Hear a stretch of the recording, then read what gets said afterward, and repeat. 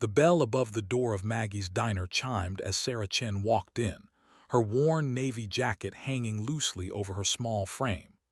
The diner smelled like coffee and bacon grease, just like every other Tuesday morning in the small town of Millbrook, Tennessee. Sarah was 42 years old, with tired eyes that had seen too much and a quiet way of moving that spoke of controlled strength. Her dark hair was pulled back in a simple ponytail, and she wore jeans and a faded navy sweatshirt. Nothing flashy, nothing that screamed for attention. She'd been coming to Mel's Diner every Tuesday morning for the past 3 weeks since moving back to her hometown. The coffee was decent, the pancakes were better, and most importantly, people left her alone. That's all she wanted these days, to be left alone with her thoughts and her coffee. But this morning was different. Sarah Chen slid into her usual corner booth, the one with a clear view of the door. Old habits died hard, even 2 years after leaving the Navy. The diner smelled like bacon grease and burnt coffee, familiar and comforting in its predictability. She ordered her usual black coffee and eggs over easy from Dollar's, the gray-haired waitress who'd been serving breakfast at Murphy's Diner for 30 years. At the counter, 3 men in their late 30s sat hunched over their plates. Construction workers, by the look of their dirt-stained jeans and steel-toed boots. Their voices carried easily across the small diner. "Did you see that article in the paper?" one of them said, loud enough for the whole place to hear. "Woman claims she was a Navy SEAL. Can you believe that?" Sarah Chen kept her eyes on her coffee cup, willing herself to stay invisible in the corner booth. At 34, she'd learned to recognize the signs of an impending confrontation. The 3 men at the counter were already looking her way. "Probably one of those stolen valor cases," another man said, his voice dripping with contempt. "Read about it online. Some lady going around telling stories." Sarah's jaw tightened. She knew they weren't talking about her specifically, not yet, but she'd heard this conversation a dozen times before in a dozen different diners across America. The morning sun filtered through the grimy windows of Maggie's Diner in Pine Ridge, Montana, a town so small it barely warranted a dot on most maps. Sarah Mitchell sat alone in a corner booth, nursing her black coffee and trying to enjoy her breakfast in peace. The eggs were cold, the hash browns were soggy, but none of that mattered. After 15 years of Navy rations and MREs in desert heat, a quiet breakfast in her hometown diner felt like luxury. She'd been back in Pinewood for 3 weeks now, discharged after her last tour, carrying injuries both visible and invisible. The scar along her jawline had faded to a thin white line, but the ones inside ran deeper. She wore a simple gray hoodie and jeans, her dark hair pulled back in a practical ponytail. Nothing about her screamed military today. That's how she wanted it. The diner buzzed with its usual Saturday morning crowd. Farmers in worn denim, families with sticky-fingered children, retirees nursing bottomless cups of coffee. Sarah Martinez sat alone in a corner booth, working through a stack of blueberry pancakes and trying to enjoy the simple pleasure of being home. She'd been back in Millbrook, Wyoming for 3 weeks now. 3 weeks of sleepless nights, of jumping at car backfires, of feeling like her skin was on too tight. The town hadn't changed much in the decade she'd been away. Same grain silos on the edge of town. Same pickup trucks lining Main Street. Same diner with the red vinyl booths and the smell of coffee that had been sitting too long on the burner. Sarah Mitchell had grown up here, left at 18 with something to prove, and now she was back. 34 years old, medically retired from the Navy and trying to figure out what came next. The surgeries on her shoulder were done. The physical therapy was ongoing, but the hardest part was the silence, the absence of mission briefings, the lack of her team's voices in her ear, the quiet of a life without purpose. She sat in the corner booth of Maggie's Diner, the same vinyl-backed seat she'd claimed as a teenager 20 years ago. The coffee was still terrible. Some things never changed in Millbrook, Pennsylvania. Sarah Chen kept her eyes on her coffee cup, watching the steam rise in lazy spirals. 2 months back stateside, and she still wasn't used to the silence. No helicopters overhead, no radios crackling, no sand in her boots, just the clink of silverware and the low murmur of small-town conversation. She'd chosen the corner booth deliberately, old habits. The diner hadn't changed much since high school. Same red vinyl seats, same black and white checkered floor, same smell of coffee and bacon grease that had soaked into the walls over decades. Martha still worked the morning shift, her gray hair pulled back in the same tight bun. But Martha's warm smile when she'd brought Sarah's coffee told her that at least one person in town was glad she was back. The bell above the door chimed. 3 men walked in, loud and full of themselves. Sarah Chen recognized the type immediately, locals who'd never left town, never seen anything beyond the county line. She kept her eyes on her scrambled eggs. "Hey, look who it is," one of them said, his voice carrying across the small diner. "Little Sarah Chen, didn't you graduate with my cousin?" Sarah, not Sarah, glanced up briefly. She'd been home in Millbrook, Pennsylvania for exactly 4 days. 4 days of quiet recovery, of trying to sleep without jolting awake at every sound, of attempting to remember what normal felt like. The speaker was Brad Hutchins, linebacker build gone soft around the middle, wearing a too-tight polo shirt that strained against his beer gut. He'd been 2 years ahead of her in high school. Behind him stood 2 of his buddies, equally large and equally amused with themselves. "Sarah Chen, right?" Brad continued, sliding uninvited into the booth across from her. His friends flanked him, blocking her exit. "My cousin said you joined up. What you do, cook meals for the troops?" Sarah kept her eyes on her coffee, willing herself to stay calm. The Morning Dove Diner had been her sanctuary since returning home to Millbrook 3 weeks ago. The small Virginia town hadn't changed much in the decade she'd been gone, but she had. "Actually ate at the base once," one of Brad's friends chimed in, a heavy-set man in a faded football jersey. "Food was terrible. Bet that's what you did over there, right? Cooking." The third man, wearing a trucking company cap, laughed. "Nah, probably just push papers. Desk job." Sarah kept her eyes on her coffee, watching the dark liquid ripple slightly as her hand tightened around the mug. She'd been home for 3 weeks now. 3 weeks of trying to readjust to a world that felt too bright, too loud, too ordinary. 3 weeks of sleeping poorly and jumping at loud noises. 3 weeks of people looking at her like she was lying when she mentioned her service. "I'm serious," Chad continued, his voice growing louder. "My buddy's cousin tried to become a SEAL, toughest thing in the world. There's no way a girl, especially one that size, could make it through." The diner had gone quiet. Emma could feel eyes on her back. "Maybe she was a clerk," another man chimed in. "You know, typed up reports or something. They probably call that being a SEAL these days." Laughter erupted from their booth. Sarah's jaw tightened. She focused on her coffee, trying to let it wash over her like she'd been trained to do. Words were just noise. She'd heard worse in her 8 years of service. "Hey, sweetheart," one of them called out. "Heard you were a SEAL, that's cute." The diner went quiet. Even the clatter of dishes from the kitchen seemed to pause. Sarah felt every eye in the room turn toward her booth. She slowly set down her coffee cup, her hand steady despite the anger building in her chest. The 3 men at the corner booth were looking at her now, grins plastered across their faces like they'd just won something. "I'm sorry," she said quietly, her voice level. The one who'd spoken, a thick-necked man in his 40s with a faded high school football jacket, leaned back in his booth. "I said I heard you were a SEAL. That true?" His buddy snickered. Sarah Martinez kept her gaze steady. "Yes." "Right." The man, his name tag read Rick, exchanged looks with his friends. "And I'm an astronaut. Lady, everyone knows there ain't no women SEALs, especially not little things like you." The diner had gone quiet. Ruthie, the waitress who'd served Sarah her coffee, stood frozen by the register.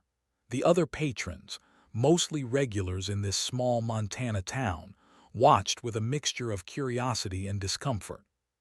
Sarah had been through this before. In the 10 months since she'd returned from her last deployment, she'd faced doubt and mockery more times than she could count. Usually, she let it slide. Today felt different. "Actually," she said quietly, setting down her fork, "women have been serving in naval special warfare since 2016. I graduated Bud S in 2021. Rick laughed, a harsh bark that echoed off the checkered linoleum. "Bud S, sweetheart, my nephew tried out for that. Said it was the hardest thing in the world. No way someone your size made it through Hell Week." "Probably gave her special treatment," one of his companions added. "You know how it is now, diversity quotas and all that." Sarah felt the familiar tightness in her chest, not fear but the effort of restraint. She'd survived things these men couldn't imagine. She'd carried wounded teammates through hostile territory. She'd made shots that saved lives and ended others. She'd earned every bruise, every scar, every sleepless night that still haunted her. But she'd learned that some battles weren't worth fighting. She reached for her wallet. "Hey, I'm talking to you," Rick said, emboldened by her silence. He stood up, walking toward her booth. His friends followed. "You stolen valor types make me sick. Real soldiers die while you pretend to be heroes for attention on social media." The accusation hit harder than Sarah expected. Stolen valor. The ultimate insult. She'd lost friends, real friends, brothers and sisters who'd never made it home. She'd held Jake Morrison as he bled out in Kandahar. She'd watched Emily Chen take her last breath after their convoy hit an IED. She wore their memories like armor, but also like open wounds that never quite healed. "I think you should sit back down," Sarah said, her voice still calm but with an edge now that made Ruthie take a step back. "Or what?" Rick leaned on her table, his face inches from hers. She could smell coffee and cigarettes on his breath. "You gonna kung fu me? Come on, G.I. Jane, show us what you got." Sarah stood slowly. At 5'6", she was half a foot shorter than Rick, but something in the way she moved made him falter. It was the economy of motion, the perfect balance, the absolute confidence of someone who knew exactly what her body could do. "I'm going to pay my bill and leave," she said, "and you're going to let me." "The hell I am." Rick reached out, putting his hand on her shoulder, not violently but condescendingly, like he was dealing with a child. It was the wrong move.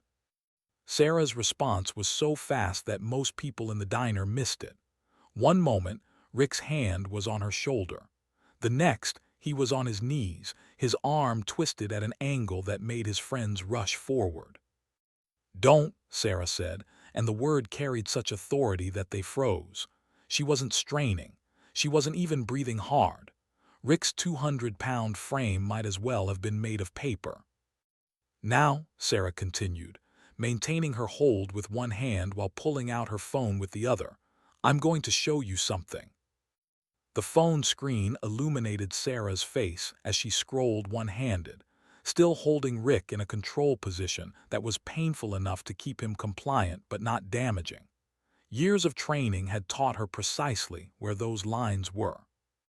"This," she said, turning the phone so the gathering crowd could see, "is my Navy service record, my Bud S-class FOD. And this," she swiped, "is my Trident, my SEAL qualification.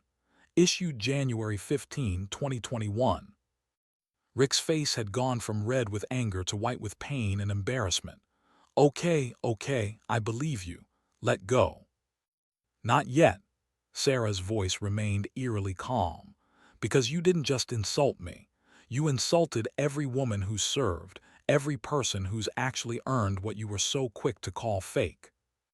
She swiped again. The image that appeared made several people in the diner gasp. It showed a younger Sarah in full combat gear, face camouflaged, standing with her team in what was clearly a war zone. The eyes of the woman in the photo held a hardness that the Sarah standing in the diner had learned to hide most of the time. "Afghanistan 2023, she said quietly. "Operation Copper Rain. My team and I extracted 16 American civilians from a compound in Helmand Province. We went in under heavy fire. 3 of my teammates didn't make it out. She released Rick suddenly and he stumbled backward into his friend's arms. But Sarah wasn't done. She pulled something from her pocket, a small leather wallet, and let it fall open on the table. Medals and commendations gleamed in the diner's fluorescent light. "Bronze Star with Valor," she said, pointing, "for pulling my lieutenant out of a burning vehicle while taking enemy fire. Purple Heart, actually 2 of them. One for shrapnel from an IED that nearly took my leg. Another for a bullet that collapsed my right lung in Kandahar." Ruthie moved closer, her hand covering her mouth. She could see the names engraved on a small metal card in the wallet: Emily Chen, Jake Morrison, Marcus Webb, David Park. "Those are the people I served with," Sarah continued, her voice thick now with emotion she no longer tried to hide. "The people who died so that others could live. And when you call me a fake, when you accuse me of stolen valor, you spit on their graves." Rick had backed up to his table, his 2 friends supporting him. His face had gone from white to green. "Look, I didn't know." "No, you didn't." Sarah closed the wallet carefully, reverently.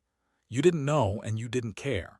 You saw a woman alone and you decided she was an easy target. You made assumptions based on nothing but your own prejudices and insecurities." The silence in the diner was absolute. Even the kitchen had gone quiet, the cook standing in the doorway with a spatula still in his hand. An older man stood up from a corner booth. Sarah had noticed him when she came in, a Vietnam vet if the cap and jacket were any indication. He walked slowly toward her table, his weathered face unreadable. When he reached her, he did something unexpected. He saluted. "Thank you for your service, petty officer," he said formally. Then more quietly, "I'm sorry for what just happened. You deserved better, especially here." Sarah returned the salute, feeling something break loose in her chest. "Thank you, sir." The old vet turned to Rick, his expression hardening. "You should be ashamed. My generation fought so people could be free, could serve their country regardless of who they were. She's everything we hoped the military would become. And you tried to tear her down because she didn't fit your narrow idea of what a warrior looks like." Rick mumbled something that might have been an apology, but Sarah was no longer looking at him. She was looking at Ruthie, who had tears streaming down her face. "My son," Ruthie said suddenly, "he's in the army, 3rd tour in Syria. He talks about people like you. The special operations folks who pulled his convoy out of an ambush last year. Was that you?" Sarah shook her head. "Different team, probably, but we worked together, all of us. That's what it means to serve." "Will you stay?" Ruthie asked. "Please, let me get you a proper meal on the house. It's the least we can do." Sarah wanted to leave. Every instinct told her to go back to her rental cabin in the woods, to the solitude she'd sought since returning stateside. She'd come to this small Montana town precisely because it was nowhere, because she thought she could be anonymous here while she figured out what came next in her life. But Ruthie's eyes held such hope, such desperate need to make amends for what had happened. And Sarah recognized something in that look, the same look she'd seen in the faces of civilians her team had rescued, people who needed to believe that the world still held kindness, still held heroes. "Okay," Sarah said, sitting back down. "I'll stay." Ruthie beamed and hurried toward the kitchen. The old vet returned to his booth with a nod. Rick and his friends slunk toward the door, but before they could leave, Sarah spoke again. "Rick." He turned, shame written across his features. "I don't need your apology," Sarah said, "but there's a veteran support group that meets at the community center every Thursday. There are people there who have dealt with real stolen valor, who have watched their service records be used by frauds. Maybe you should go, listen to their stories, learn why this matters." Rick nodded once quickly and left with his friends. As the door swung shut behind them, the diner slowly came back to life. Conversations resumed, though many were now about Sarah, about what they'd witnessed. She tried to ignore them, focusing instead on the fresh coffee Ruthie brought her. "That was something," Ruthie said, refilling her cup. "I've never seen Rick back down from anything. He's been the town bully since high school." "Bullies are usually cowards," Sarah said simply. "They just need someone to call their bluff." But as Ruthie walked away, Sarah's hands trembled slightly around her coffee cup. The adrenaline was fading, and in its place came the familiar exhaustion, the weight of having to prove herself yet again. She'd thought leaving active duty would mean leaving the battles behind, but she was discovering that some battles followed you home. The fight for respect, for recognition, for simple human dignity, those battles didn't end when you turned in your gear. Her phone buzzed. A text from her former commanding officer, Commander Patricia Hayes. "Heard you made quite an impression in town. Small places have big mouths.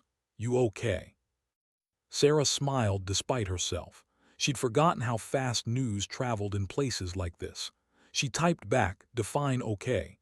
But yeah, I'm handling it." "Good, remember you don't owe anyone proof of who you are. You know, we know, that's enough." But was it? Sarah stared at her phone long after the screen went dark. She'd spent her entire military career proving herself, first as a woman in a male-dominated field, then as a SEAL in the most elite special operations community in the world. Every day had been a test, every mission a chance to prove or disprove her worth. 3 days after the incident at the diner, Sarah was splitting wood behind her rental cabin when a police cruiser pulled up the long driveway. She set down the axe and waited, watching as Sheriff Tom Crawford stepped out, the same man who'd been sitting 2 booths over during the confrontation with Rick. "Ms. Martinez," he called, approaching with his hands visible and his manner careful. "Mind if we talk?" "Free country," Sarah said, though she remained tense. Years of operating in hostile territory had taught her to assess threats automatically, and something about the sheriff's body language set off alarms. Crawford stopped a respectful distance away, his eyes taking in the neatly split pile of wood, the precision with which Sarah had arranged her tools, the cabin's perimeter which she'd unconsciously set up with clear sight lines. "You think like a soldier," he observed, "or maybe a cop, everything positioned just so." "Old habits," Sarah said neutrally. "I'll get right to it. Rick Dempsey filed a complaint, says you assaulted him." Sarah felt a flash of anger but kept her voice level. "Is that what he said?" "That's what he said. Now I was there, I saw the whole thing, so did 20 other people, but officially I have to follow up." Crawford pulled out a small notepad. "For the record, what happened?" "He put his hands on me first," Sarah said. "I defended myself using minimal necessary force. I didn't strike him, didn't injure him. I restrained him until he showed he understood the situation." Crawford nodded, writing. "That matches what I saw and what everyone else says." He looked up. "Rick's got a history. Public intoxication, couple of bar fights, one domestic call his ex-wife made years back. He's all talk, usually. You scared him, scared his friends too." "Is this going somewhere, Sheriff?" "Yeah, it is." Crawford closed his notepad. "Rick's grandfather is Mayor Dempsey, old money in this town, built half the buildings on Main Street, and the mayor is, let's say he's protective of his grandson. He's making noise about pressing charges, talking to lawyers." "For what? I have a right to self-defense." "You do, and any jury would agree with you." Crawford shifted his weight, clearly uncomfortable. "But before it gets that far, before lawyers get involved and this becomes a whole thing, Mayor Dempsey wants to meet with you. Privately. Says maybe we can resolve this without making it official." Sarah studied the sheriff carefully. He seemed honest, embarrassed even by the message he was delivering. But she'd learned long ago that appearances could deceive. "And if I don't want to meet with him?" "Then Rick's complaint moves forward. There'll be a report, maybe charges, definitely lawyers and court dates. Could take months. And in a town this size," Crawford trailed off meaningfully.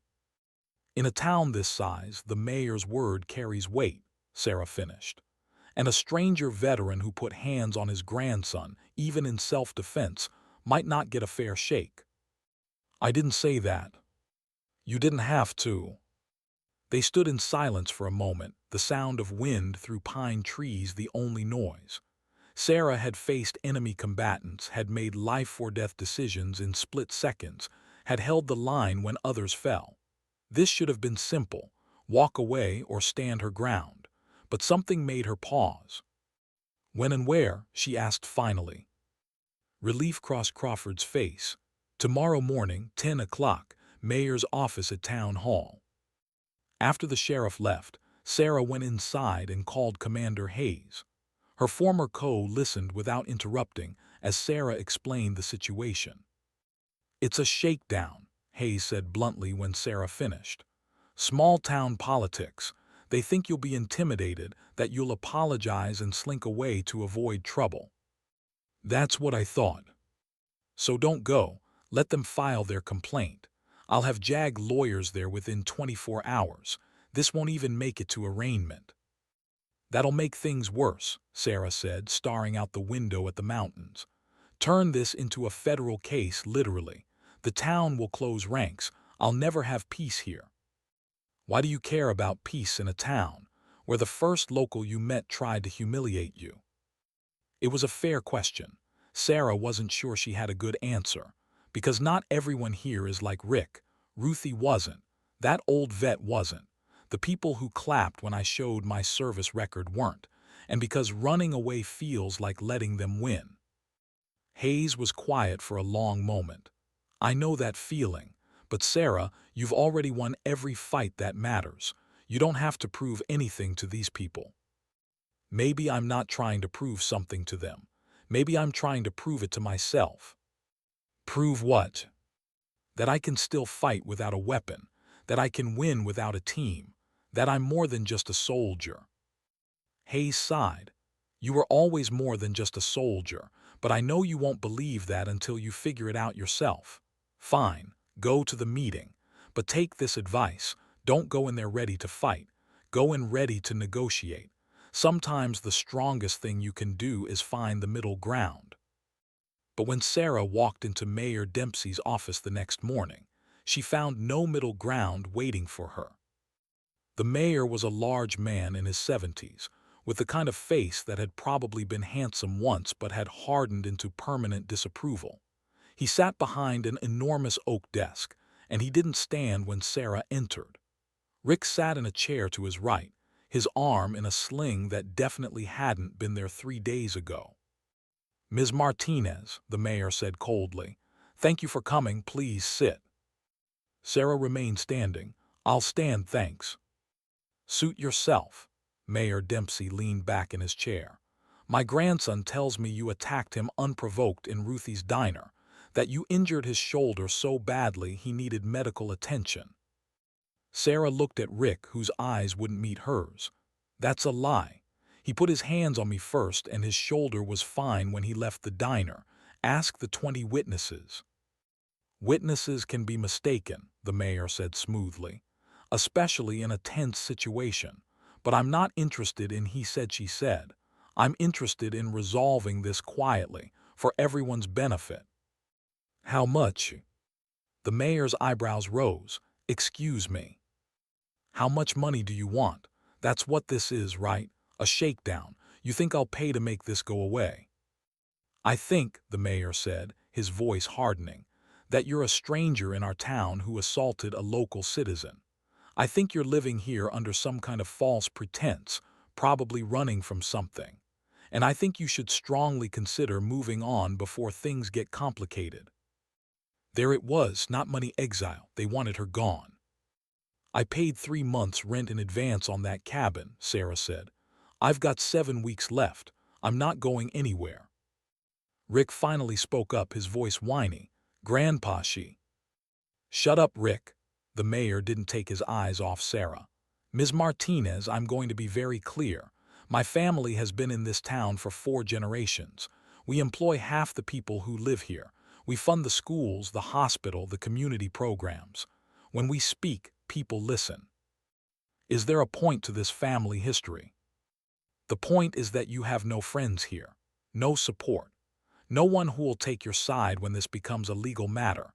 Your military service means nothing in my courtroom, and yes, Judge Peterson is a friend of mine. You'll lose, and you'll lose expensively. Or you can leave now quietly and we'll call it even.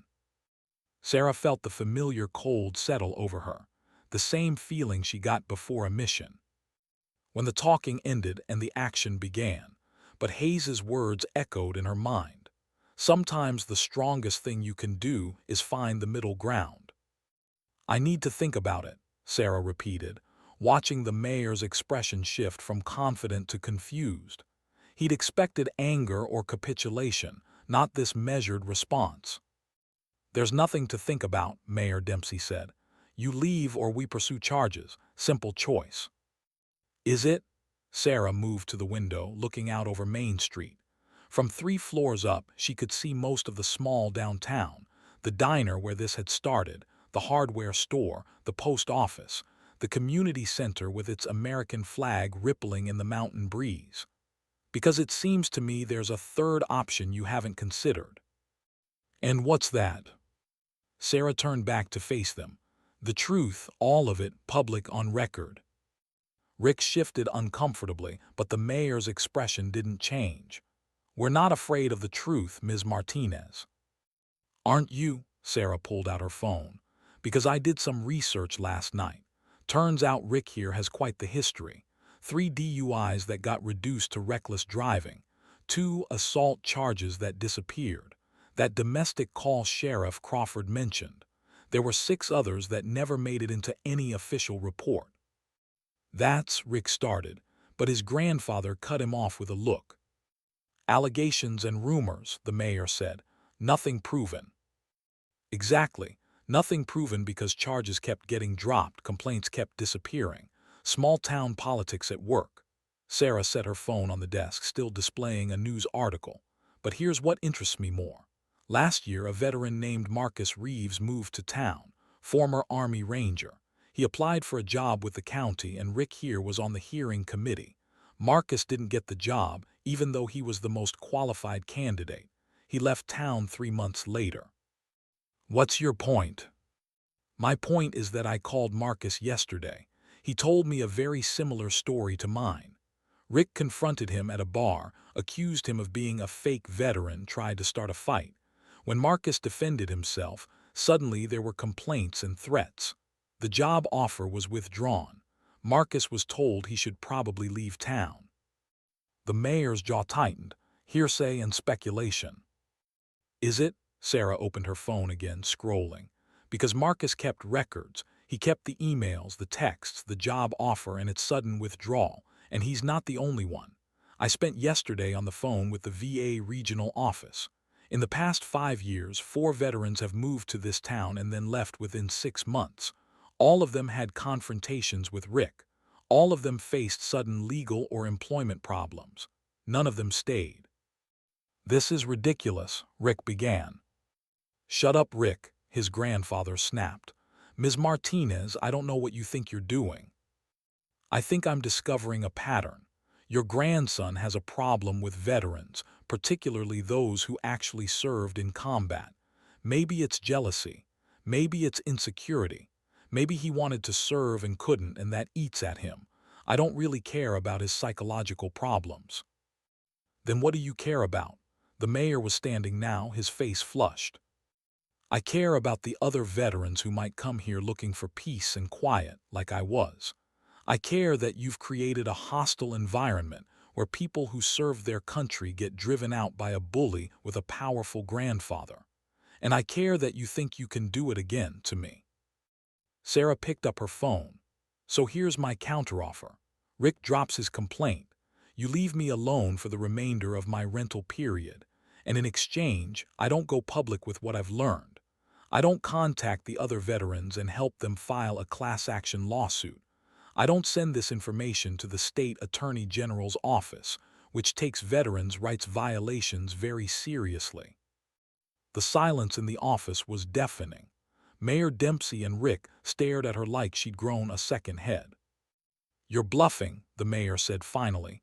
"You have no real evidence." "Don't I?" Sarah's smile was cold. "Your whole threat was based on the idea that I'm alone here, that I have no support. But you forgot something. I'm not just some random person. I'm a Navy SEAL. I was trained to gather intelligence, to build networks, to accomplish missions in hostile territory. This," she gestured around the office, "this is easy." She walked to the door, then paused. "You have until 5 o'clock today to decide. After that I make some calls. And Mayor, one more thing, that sling Rick's wearing. The medical records will show when he went to the hospital and what injury he claimed. I'm betting it was 2 days after our encounter at the diner, not the same day. That's fraud. That's making a false police report. That's a crime even you can't make disappear." Rick's face went white. He yanked off the sling quickly, guiltily. 5 o'clock, Sarah repeated and walked out. She made it to her truck before the shaking started. Her hands trembled as she gripped the steering wheel, the adrenaline and stress finally catching up with her. She'd meant every word she said, but the truth was more complicated than her confident presentation suggested. Yes, she'd called Marcus Reeves. Yes, there was a pattern of veterans leaving town, but the evidence was circumstantial at best, built more on Marcus's bitter memories than documented facts. The other veterans hadn't responded to her calls yet. She had no idea if they'd be willing to go public or take legal action. But the mayor didn't know that, and Rick certainly didn't. She'd done what SEALs did best. She'd assessed the situation, found the weak points, and exploited them with precision. The mission wasn't to win a fight, it was to neutralize the threat. Different approach, same result. Her phone rang. Commander Hayes. "I don't know whether to be proud or horrified," Hayes said without preamble. "I just got a very interesting call from a very nervous small-town mayor. Something about a misunderstanding." "He called you?" Sarah was surprised. Hayes had never given her contact information to anyone in town. "Apparently, he made some calls, found out who your co was, and decided to go over your head. He wanted me to control my subordinate. I explained that you weren't my subordinate anymore, and that even when you were the one person I never had to worry about controlling." Despite everything, Sarah smiled. "What did he say?" "He suggested that you were making baseless accusations and threatening his family. I suggested that bullying veterans was a federal concern, and that I'd be happy to put him in touch with several government agencies that might want to investigate." The conversation didn't last much longer after that. "Thank you, Commander." "Don't thank me yet. Sarah, you poked a hornet's nest. Even if the mayor backs down, this isn't over. Small towns have long memories." "I know, but I'm tired of running. I'm tired of proving myself. I'm tired of people like Rick thinking they can push around anyone who doesn't fit their idea of what a veteran should look like." Hayes sighed. "I get it, I do, but be careful. The fight you win isn't always the fight you wanted." After Hayes hung up, Sarah sat in her truck for a long time, watching the town move through its morning routines. People walked dogs, opened shops, carried coffee from the local cafe. Most of them had no idea what had transpired in the mayor's office, no clue about the battle being waged over their town's character. At 4:45 p.m. her phone buzzed with a text from an unknown number. "Complaint withdrawn. You'll have no more trouble from my family, but this isn't over. Dempsey." Sarah stared at the message, trying to decide if the last sentence was a threat or just an old man's pride refusing to admit complete defeat. Either way, she'd won this round. But as she drove back to her cabin, she couldn't shake the feeling that the real fight hadn't even started yet. 2 weeks after her confrontation with Mayor Dempsey, Sarah was finishing her morning run when she saw the small crowd gathered outside the community center. She slowed, curiosity overcoming her usual preference for solitude. The old veteran from the diner, she'd learned his name was Frank Kowalski, stood on the steps addressing maybe 30 people. When he saw Sarah approach, he waved her over. Speak of the devil, Frank said with a smile. Folks, this is Petty Officer Sarah Martinez. She's the reason we're here today. Sarah felt suddenly self-conscious as all eyes turned to her. I don't understand. After what happened at the diner, Frank explained, I got to thinking. I've been running a little veteran support group here for years, but it's just been me and 3 other guys sitting around complaining about our aches and pains. Last week, I put up a notice saying we were expanding, opening it up to all veterans, all services, all eras. No judgment, no politics, just people who served. A woman in her 40s stepped forward. I'm Linda Reeves, Marcus's sister. He called me after you reached out to him. Said maybe this town wasn't so bad after all if people like you were here. He's thinking about coming back. And I'm Jenny Porter, a younger woman added. I did 2 tours in Iraq with the Marines. I've been living here for 3 months, keeping my head down, not telling anyone I served because, well, I heard the rumors about how veterans were treated here. One by one, others introduced themselves. Veterans of Vietnam, Desert Storm, Iraq, Afghanistan. Men and women, young and old. Some had been in town for years, hiding their service. Others had just arrived, drawn by the same thing that drew Sarah, the promise of peace in the mountains. We heard what you did, Frank said. How you stood up to Rick Dempsey. How you made the mayor back down. You showed us we don't have to hide anymore. We don't have to accept being treated as less than. I didn't do anything special, Sarah protested. I just defended myself. You did more than that, Linda said quietly. You reminded us that we have worth, that our service matters, that we don't have to shrink ourselves to make other people comfortable. Frank pulled out a piece of paper. We've been talking and we want to do something. We want to create a real veteran center here. Not just a support group, but a place where veterans can get help with job placement, VA benefits, housing, mental health resources. A place that honors service instead of questioning it. The town has an old National Guard armory that's been sitting empty for years, Jenny added. We checked with the county. They'd lease it to a nonprofit for basically nothing. We just need to organize, incorporate, and apply for some grants. Sarah looked at the faces around her, hopeful, determined, alive with purpose. She recognized the look. It was the same look she'd seen in her SEAL team before a mission, the same look she'd carried for years in service. You want me to help, she said. We want you to lead, Frank corrected. You've got the fire, Sarah. You've got the skills. More than that, you've got the moral authority. When you speak, people listen. When you act, things change. I'm not a community organizer. I'm not a politician or a nonprofit director. I'm a soldier. No, Linda said gently. You were a soldier. Now you get to decide what comes next. And maybe what comes next is this: building something instead of destroying it, protecting something worth protecting. Sarah wanted to refuse. She'd come to Montana to be alone, to figure out her life in solitude and silence. Getting involved in community organizing, politics, bureaucracy, that was the opposite of what she wanted. But then she thought about Marcus Reeves, driven out of town for the crime of being a veteran. She thought about Jenny Porter, hiding her service like it was shameful. She thought about all the others who'd face Rick Dempsey's cruelty in the future if nothing changed. And she thought about Emily Chen, Jake Morrison, Marcus Webb, David Park, the teammates she'd lost, the people who died believing their sacrifice meant something. What would they think if she walked away now? Okay, Sarah said quietly, I'll help, but I need something from all of you. Name it, Frank said. I need you to understand that I don't have all the answers, that I'm going to make mistakes, that I'm just as broken and confused as anyone else trying to figure out life after service. She looked around the circle. I need you to stop seeing me as some kind of hero and start seeing me as what I am, your teammate. The word seemed to resonate through the group. Teammates. Not followers, not subordinates, but equals working toward a common goal. I can do that, Frank said, extending his hand. Welcome to the team, Petty Officer.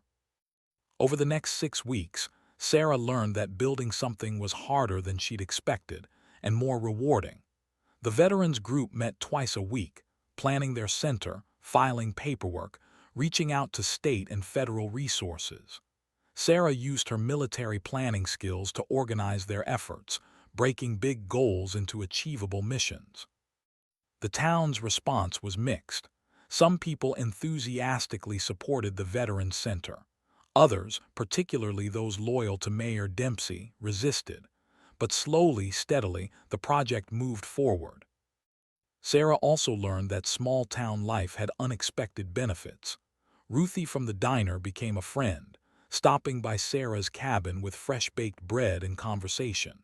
Sheriff Crawford proved to be an ally, using his influence to smooth bureaucratic hurdles.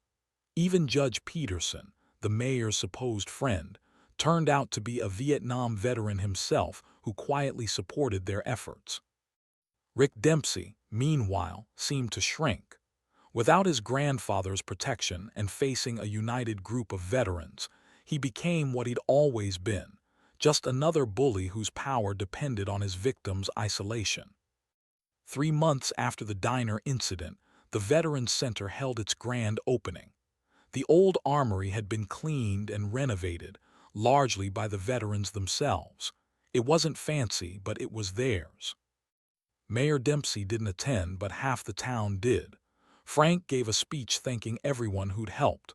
Then he called Sarah to the podium. "I'm not much for speeches," Sarah began, looking out at the crowd. "But I want to say something about why this place matters. When I left active duty, I felt lost. I didn't know who I was without my team, without my mission. I came to this town looking for escape, for isolation. Instead, I found something I didn't expect." She paused, gathering her thoughts. "I found that service doesn't end when you take off the uniform. It just changes form. Every person here who volunteered time or money or skills, that's service. Every veteran who walked through fear to tell their story, that's courage. Every community member who chose to support us instead of turning away, that's honor." Sarah saw Ruthie in the crowd, tears streaming down her face. Saw Frank standing tall and proud. Saw Jenny Porter with her arm around Linda Reeves, both of them smiling. "This center isn't about me," Sarah continued. "It's about all of us. It's about proving that veterans don't need to hide or apologize for our service. It's about building a community that lives up to the values we fought for. And it's about making sure that the next veteran who comes to this town looking for peace actually finds it."